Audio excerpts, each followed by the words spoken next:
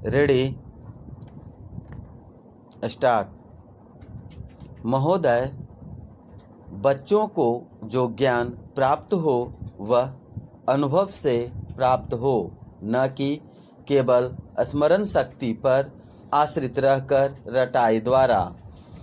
उन्होंने सोचा था और उच्चतम शिक्षा शास्त्रियों का भी यही विचार है कि इस प्रकार से प्राप्त ज्ञान बच्चों में जागरूकता, कार्यकुशलता, स्वतंत्र भावना पैदा करता है, जो इस जीवन के संग्राम में बहुत सहायक हो सकता है।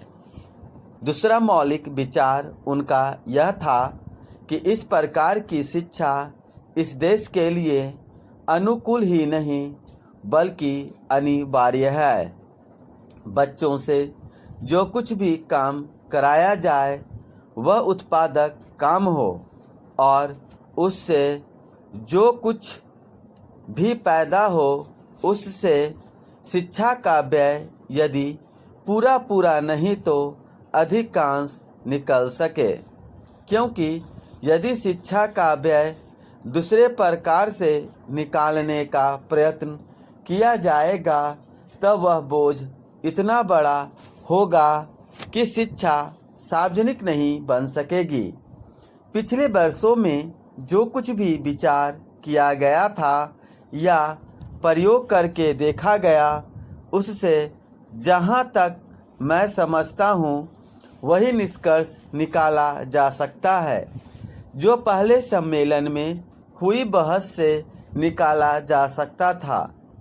हमारे शिक्षा शास्त्रियों ने इस पद्धति की अनुकूलता और श्रेष्ठता तो मान ली थी, पर उनकी दृष्टि में इसके द्वारा शिक्षा का व्यय निकालना असंभव ही नहीं, अनुचित भी था। प्रयोग से देखा गया है कि इस पद्धति की उपयोगिता है और इससे पूरा नहीं तो अधिकांश व्यय निकाला जा सकता है। यह मैं प्राथमिक और माध्यमिक शिक्षा के संबंध में कह रहा हूँ।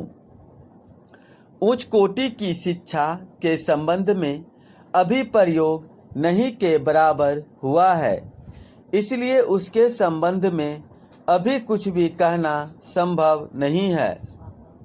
इतना होते हुए भी हम देखते हैं कि इस पद्धति को उतना प्रोत्साहन नहीं मिला है और न इसका उतना प्रचार ही हुआ जितना होना चाहिए था और जितना स्वराज्य प्राप्ति के बाद हम कर सकते थे। इसका कारण जहाँ तक मैं समझता हूँ यही है कि इसकी उपयोगिता प्रमाणित होने पर भी पुरानी पद्धति पर जो आस्था थी वह अभी दूर नहीं हुई और इसी कारण शिक्षा के काम में जो व्यक्ति लगे हुए हैं उनका न तो इस ओर ध्यान गया है और न उन्होंने इस विषय पर गहराई से चिंतन ही किया है। आज भी हम इतना ही कह सकते हैं कि इस पद्धति का अभी केवल प्रयोग ही किया जा रहा है। इसे राष्ट्रीय कार्यक्रम मानकर हमारी सरकार ने उसको चालू करने का निश्चय नहीं किया और क्रियात्मक रूप से कुछ करने की बात तो नहीं के बराबर ही है।